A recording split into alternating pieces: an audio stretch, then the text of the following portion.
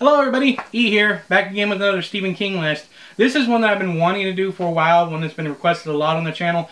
It's the top 5 emotional Stephen King scenes or moments or books. I'm just going to go with books and then I'm going to talk about which scene messed me up the most in each book.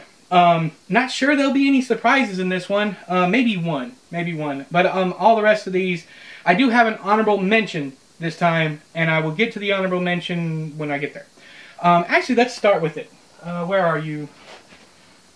The honorable mention is in Lisey's story. Spoilers, by the way, for everybody still watching. If you have not read, let's just go ahead and say it. If you have not read all of Stephen King's work, don't bother with this video, because I'm going to spoil scenes. When Lisey's husband dies, messed me all up. It's just the way she talks about him made me believe how much she loved him. And the scene where he gets shot, it's made me cry 2 times. The first time I read it and the second time I read it. Didn't care too much for it the first time, but the second time, it's now one of my favorite Stephen King books. One of them. I wouldn't put it in the top 10, but it's up there. So that's an honorable mention. The only reason I say that is because the rest of the story wasn't really emotionally powerful for me. Just that one scene. So there's your honorable mention. Next one is Bag of Bones. Of course, there's several scenes. The death of, what's her name, Kyra? Maybe that's not, no, it's not her name. Yeah, it is Kyra, whatever her name is. The death of his wife. The entire book is just one heart-wrenching scene after another. It's probably King's most mature novel, next to Lisey's story, and I'll say Revival also. But this one breaks me up. In fact, I probably won't read it again because it's a longer one. I mean, this paperback is 700 pages. I think the actual book itself is only 500 or 600. But it's a long book to get through, and it's a pretty depressing experience. Next up, we have Cujo. This one, I think I talked about it in the scariest Stephen King video, scariest Stephen King books. This one is a love-hate relationship. I love Cujo, and I'm terrified of Cujo. But I think that's what makes Cujo such a strong character, is the fact that you fall in love with the dog before it turns into this monster.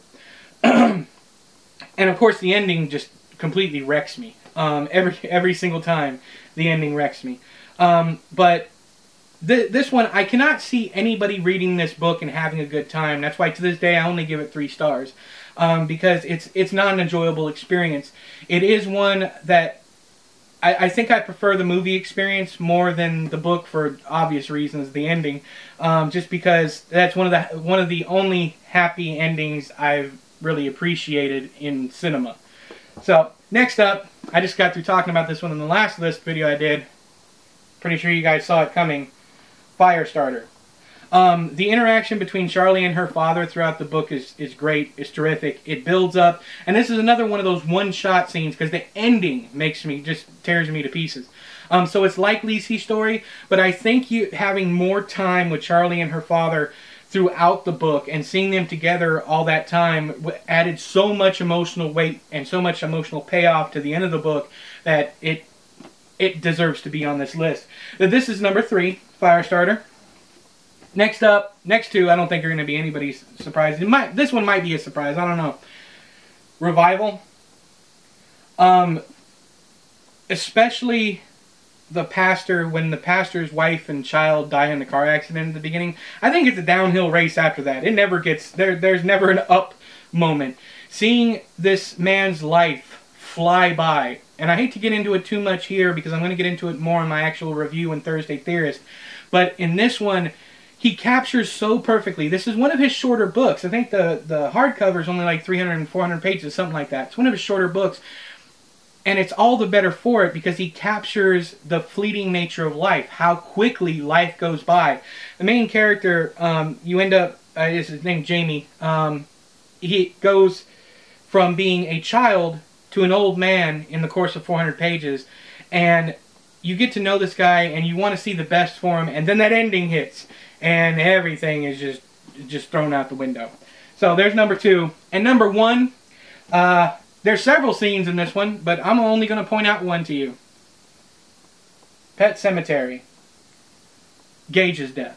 I mean, there's no other, there is no more disturbing scene and emotionally upsetting scene in all. I can't name a single other book that affected me the way Gage's death in Pet Sematary affected me.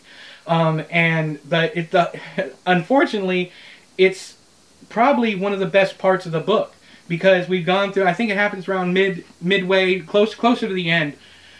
But you get to that part and you see it coming. You know it's coming, and King does that foreshadowing stuff all throughout the book, just like he does in It. And all of his great novels, he does this foreshadowing. Some people don't like it, but he does this foreshadowing, lets you know something bad's coming, something bad that's gonna, it's just irreparable damage is gonna happen to these characters. I'm letting you know now, and some people don't like that because they think it's foreshadowing. I think he's trying to prepare you so you don't hate him when you get to the actual scene. Anywho, so my number one, of course, I don't think it could have been anything else. And no, It is not on the list. If you want to discuss why, meet me down there in the comment section. But until next time, I have been E, you've been you. It's been another Stephen King list. And I'll talk to you guys later. Bye-bye.